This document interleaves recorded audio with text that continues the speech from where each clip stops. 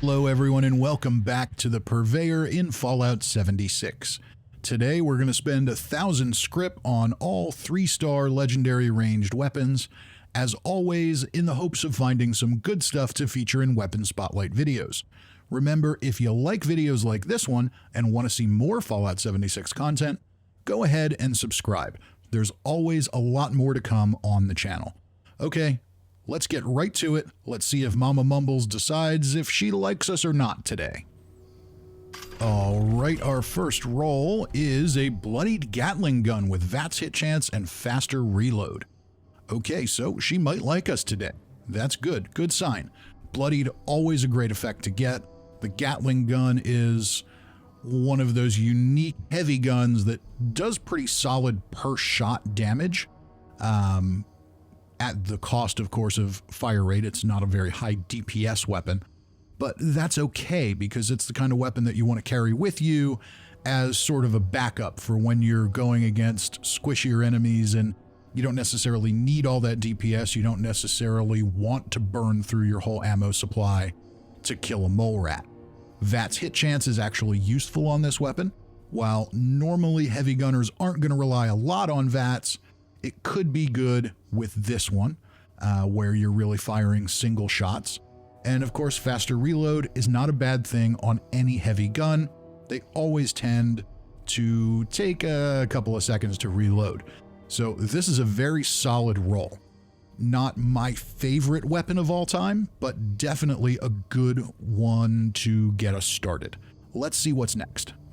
So next up, we've got a Vampire's Gamma Gun with VATS critical shots doing more damage and VATS critical meter filling 15% faster. So this is an interesting one.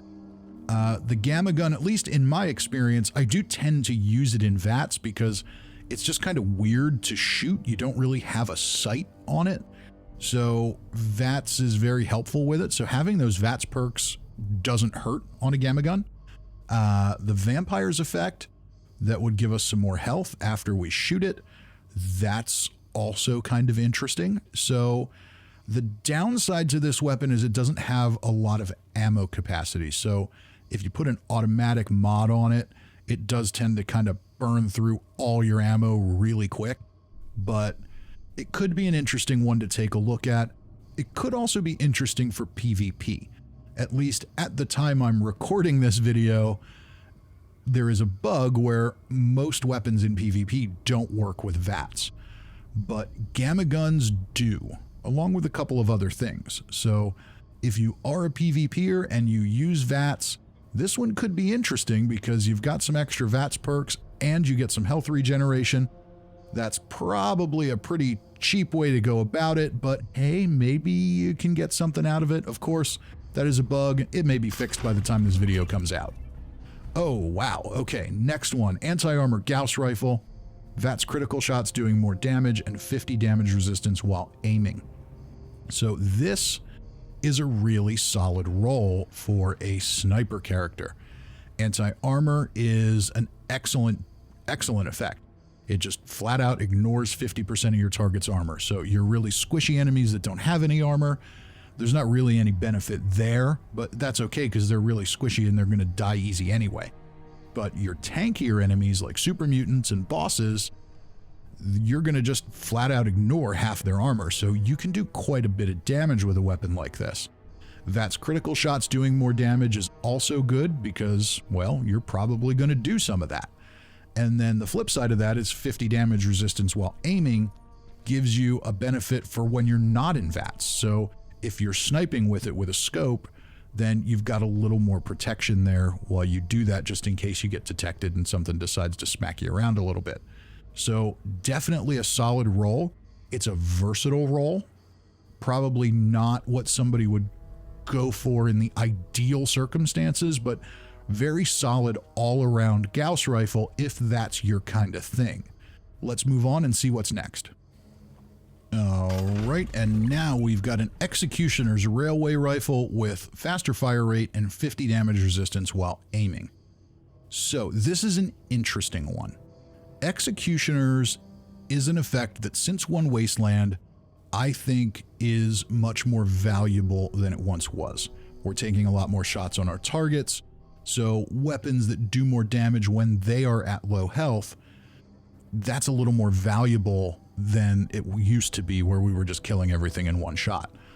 The railway rifle, however, does a ton of damage per shot. So I don't know how effective Executioners is going to be on this outside of if you're running it at big boss fights like Colossal Problem or the Scorched Beast Queen. That could be really interesting. Faster fire rate, if you pop an automatic receiver on this, that's awesome. Your DPS is great, but you are going to reload a lot, so that kind of counters that. 50 damage resistance while aiming, that doesn't hurt. It's definitely the kind of thing that occasionally you will free aim, but by and large, if you're going to take advantage of the fire rate with an automatic receiver, you're probably going to be using it in VATS, because the recoil on these weapons is absolutely insane. There's no way you fire these things accurately outside of VATS. So unless you're doing it as a single shot, then you probably can, but you know, you get the point. Okay, Mumbles continues to impress today. She's giving us lots of interesting stuff. Even the bad stuff is still interesting. This one is an assault rifle, which leaves a lot to be desired. Not the greatest weapon in the world, but it's kind of fun. Quad is excellent. Limb damage, not amazing, but we'll go back to that in a second. And 15% faster reload. So quad is much more useful in One Wasteland than it was pre-One Wasteland. Not reloading is good. Not needing to reload equals more DPS. On a weapon like this, where your per shot damage is lower, increasing DPS is key. Limb damage, while not usually a huge factor on rifles, on one like this, it can be useful. If you're taking this up against a Scorched Beast or a Sheep Squatch or something like that, being able to cripple some limbs, not the worst thing in the world.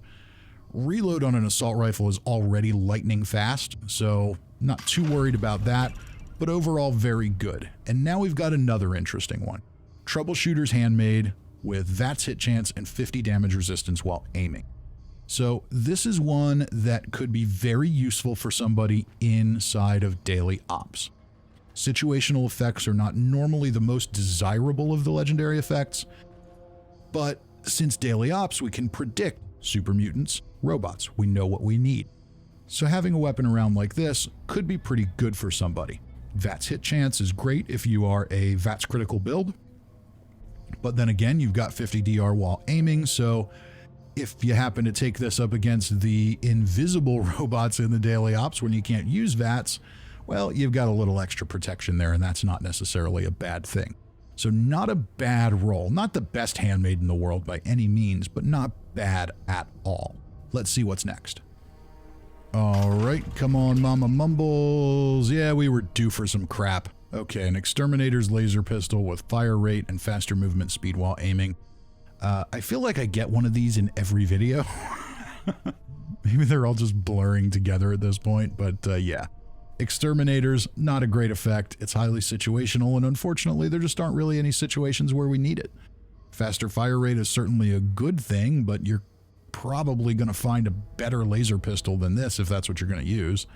And faster movement speed while aiming, it's nice, but it's pretty inconsequential. So yeah, this one, destined for the Scrip bin. Let's see what's next. All right, and next up we've got a junkies hunting rifle with bashing damage and 90% reduced weight. Well, junkies is still a very good effect. Bashing damage is useless. I've said in other videos, and I'll continue to say it until they do it.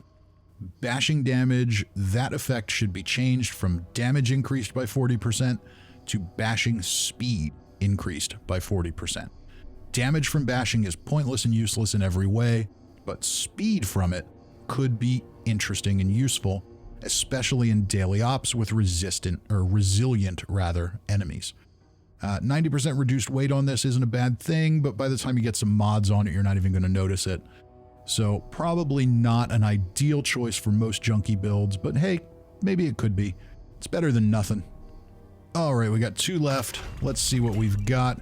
An assassin's assault rifle with fire rate and reduced weight. Well, this one is more interesting than it looks. So The assassin's prefix on weapons now also applies to human NPCs.